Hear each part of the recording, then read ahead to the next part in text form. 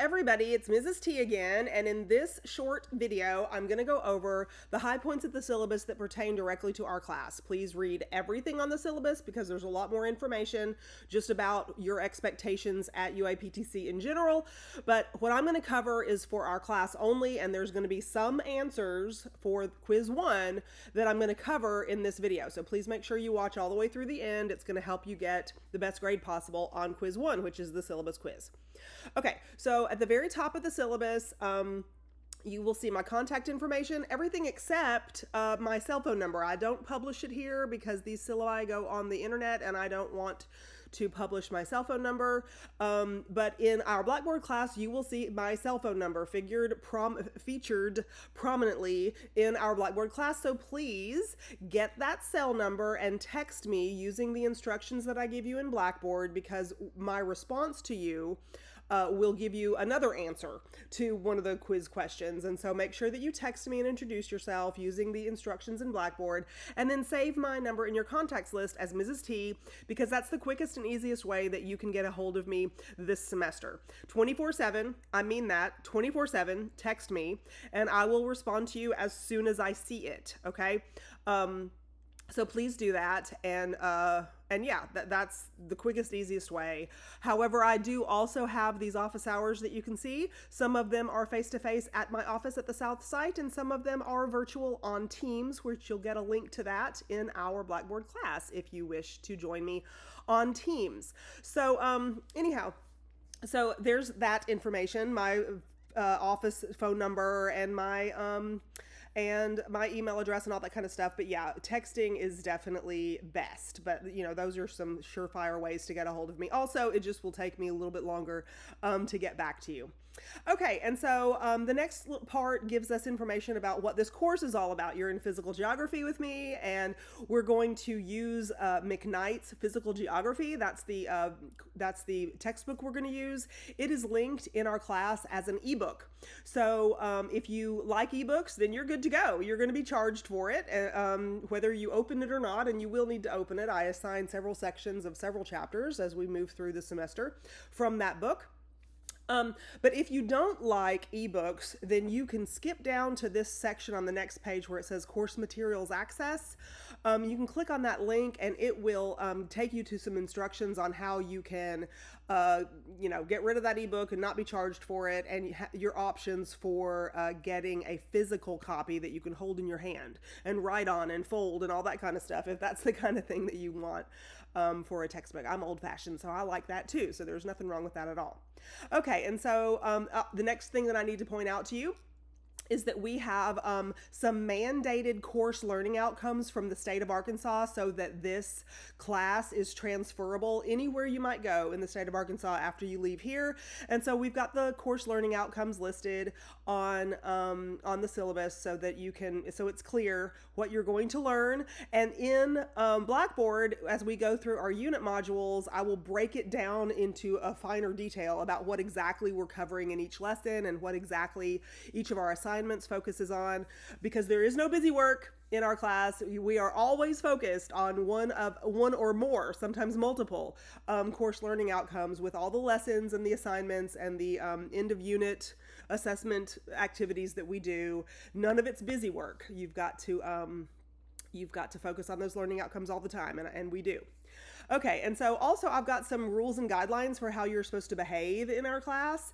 And since we are an online class, we have a lot of written communication, a lot of, I give you feedback a lot that you have to read, comments that I make on your work, and you're supposed to read that and respond to that. And we are supposed to, both of us, you should expect from me, and I definitely expect from you, professional, polite, and friendly interaction. That's how business is done. If you're a good business person, that's how business is done. Professional, polite, and friendly interaction with respect for each other. And so if you have that as your general mantra, then it's going to be great. You have to have professionalism and respect. When you need something, you text me.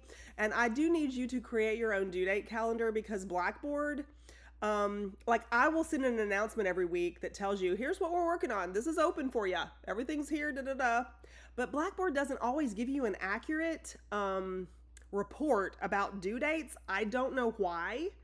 Um, I don't know why. I wish I did. Sometimes it'll tell you something was due in 2022. Well, obviously, we're way past that. But anyway, and you know, I don't know how to fix that. So please don't always take Blackboard's due dates as truthful. Make sure that you check the weekly folders in our unit modules, and make sure that you you know, keep your finger on the pulse of what is expected in class. Okay, also, you're going to do your own work. This class is designed to give you general knowledge about how the world works, and not only how the world works physically, we're called physical geography, but how the world works socially in relationship to the physical environment that we deal with. And so this is a social science that we're in, and it's very important that you focus on doing your own work in these introductory classes, especially because as you get deeper into these topics, when you transfer for your school, you need this foundation that I'm going to provide to you in this class in order to fall back on some common knowledge that'll help you do better in your work moving forward. But also, you're just going to have a better understanding of your daily life in general. You're going to be the wise person in your group of friends. You're going to be the person in your family who people go to for advice, because you have just a better general foundation to stand on. You know, your feet are going to be on level ground, and you're going to be able to stand up tall, and people will know this is the person in my general sphere who has the answers, because I have focused, or they know that you have focused on doing your own work and not taking the easy way out.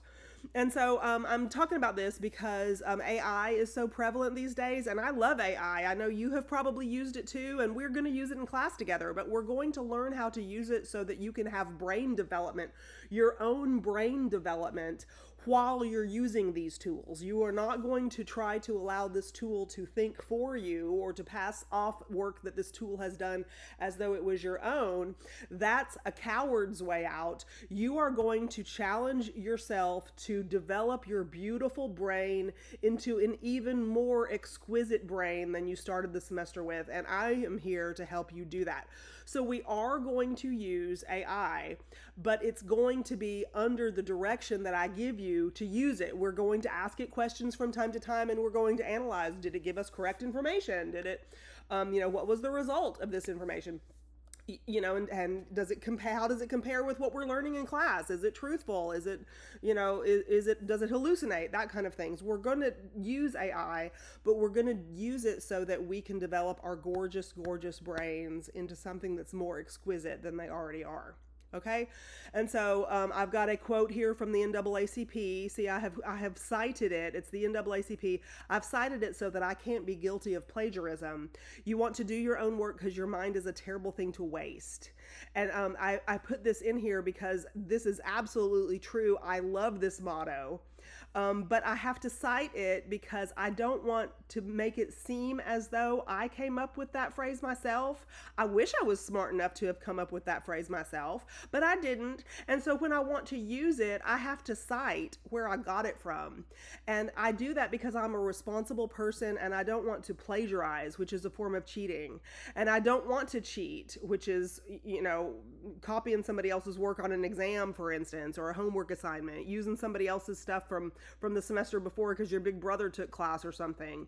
That's cheating. Collusion is what you do when you try to get AI to do your work for you. When you try to get your boyfriend or girlfriend to do your work for you. When you try to hire somebody off Facebook Marketplace to do your work for you. That's called collusion. And so you're not going to do any of those things in my class. We're going to develop that gorgeous brain that you've got, and I've got rubrics in place with guidelines on there for citing your notes that you're going to take, and citing your textbook that you're going to be reading, and doing that kind of thing. And so, so I've got some safeguards in place in our rubrics that apply to our lessons, so that if you don't cite the coursework properly, if you don't cite the textbook regularly as you're required to do it, then you can't get credit for your work anyway. So that kind of throws it out, you know, throws AI out of the question, and and other things. So anyway, so yeah, I'm sorry that I have to even mention this, but it's an issue these days. A lot of colleges are worried that that students are not actually earning their credit themselves, but you are. I know you are, and I'm going to be here to help you. It's fun to learn, and I hope that you will agree with me that it's fun to learn, and you're going to really I think, the knowledge that we're going to build together in class. Okay, and so there's 4 units in our class.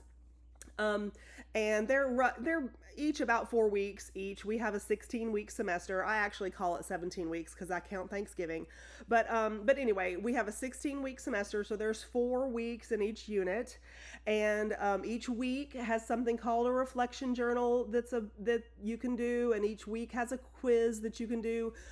Even though we have 16 weeks of class, or 17 opportunities for quizzes, you only have to do 10 reflection journals and 10 quizzes to get the maximum number of points for those things. But each week you have an opportunity to do a reflection journal, you have an opportunity to do a quiz, and you can skip them. You're supposed to skip them sometimes because you can't earn credit for 16. You can't do all of your reflection journals and get credit for it. You can only get credit for 10, and you can only get credit for 10 quizzes, but you have more opportunities than that. So you're supposed to skip some of those. But these are designed for you to keep your finger on the pulse of class, keep up with your note taking, keep up with the work as it progresses, because every single week you have notes to take. All 4 weeks of the unit you have notes to take, and then on the end of unit assignment you have to refer to those notes and to the reading assignment that goes with it to complete the end of unit assignments. And so there's 4 units, so that there's 100 points each for these 4 unit assignments, or 400 points, and on the way to those end of unit assignments, you are completing reflection journals periodically and quizzes as often as possible in order to keep your finger on the pulse of class. And so that's the 600 points that are available in our class: 400 for end of unit assignments, and 100 for journals, 100 for quizzes. And so there's 600 points possible. But you also have an extra credit opportunity because I have some discussion boards in our Blackboard class. Please look for them. You introduce yourself and you chat with your classmates from time to time, and you share notes and you share ideas for reflection journals and that kind of thing in the discussion boards. And so you'll see the instructions for that in Blackboard. And the more you participate, the better your curve will be in class. You build your own curve.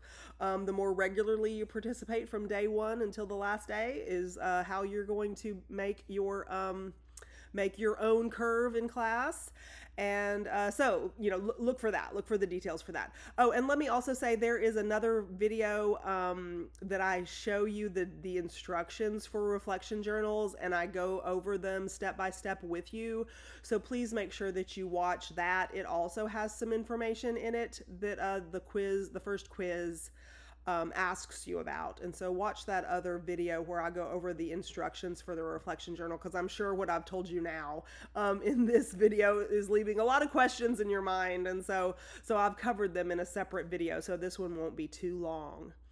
Okay, and so let me see. Yeah, so missed work, you cannot make up a quiz or a reflection journal because you're supposed to skip some of those, but you can make up end of unit assignments. You are going to work with me to schedule that if you happen to miss one of them, miss the deadline for one of them.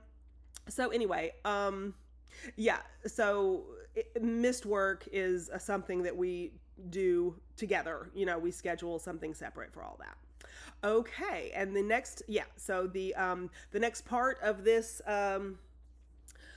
syllabus is our week-to-week due dates and the alignment with the course learning outcomes, what we're going to focus on, when quizzes are due, and that kind of thing. So anyway, please look at this, create a due date calendar on your phone or however it is that you keep up with your due dates. Please don't rely on Blackboard to tell you about the due dates, because it won't always be accurate or consistent. Like sometimes it'll do it right and the next time it'll not. And believe me, it's not something I have control over. So anyway, the due dates are going to be in each of the weekly folders. I will set them there, and here you have them also. And if you see see a typo in this, please let me know so I can fix it. I think I found a typo when I was doing the sociology syllabus video, and I had to stop it, stop the video and fix it in real time. But I think I've got all the due dates listed here correctly. So anyway, yeah. So 600 points possible. I've got these asterisks because you only have 10 reflection journals and 10 quizzes that count, even though there's 17 weeks in the semester. Okay. And so yes, please make sure that you look at all the other things on this syllabus that I did not cover, because you are obligated to abide by all of those rules and the student handbook stuff and the policies and all of these kinds of things. And it's listed on the syllabus for you to look at it and follow it. Okay. All of the links are listed there for you. Please text me if you have any questions. You have to text me at least once at the beginning of the semester anyway, before you take the first quiz. Make sure that you give me plenty of time to respond to you before you take the first quiz, so that you can get the easy points that are associated with the question that that asks you about my response, my quiz response, or excuse me, my text response to you. So anyway, yeah, give yourself some time and give me some time to respond, and have this syllabus open when you're taking the quiz so you can find information and that kind of thing. And yeah, don't be a stranger. Text me whenever you need to or want to. Make sure you watch that reflection journal video next, and I will see you in the next one. Bye.